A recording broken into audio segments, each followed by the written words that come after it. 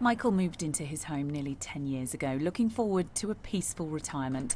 But after a few years, he noticed something wasn't right with his service charges. We're being charged for personal gas and we haven't got any personal gas. And what was your reaction when you first Well, saw I thought this is a bit much. Because In total, Michael and his neighbours have managed to get more than £300,000 back. I found it very stressful. And I'm 73 now, I'm entitled to have a bit of a break. And I thought after we'd got the last lot back that it would be fine until we got this year's accounts, and they were wrong as well. So, everything is just a nightmare.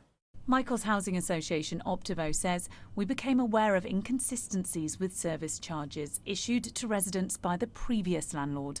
Our thorough review has now resulted in an adjustment to charges and residents' accounts were credited accordingly. So this is the campaign page which we discussed. Michael has joined forces with Georgina, who runs a website that helps people to check their service charge fees. So far they've managed to get around £500,000 back. We know that people up and down the country have been fighting for years on this issue, and a lot of people have been doing it alone or as small groups just with their neighbours, and we know some people like Michael have managed to get back hundreds of thousands of pounds.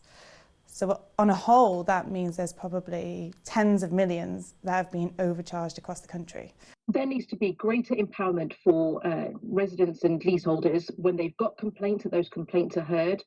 Duties on social landlords as well to provide information requested within a designated time frame. There also needs to be greater powers for regulators and for local government and national government to hold those social landlords to account, and for there to be greater penalties. The Housing Ombudsman says it's received a lot of complaints.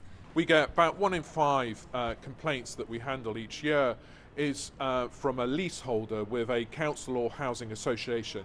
Not all of those complaints will be about service charges, but a big proportion are. Housing associations say they are independently audited and face spot checks, but residents say it's not enough and something needs to change. Frankie McCamley, BBC London.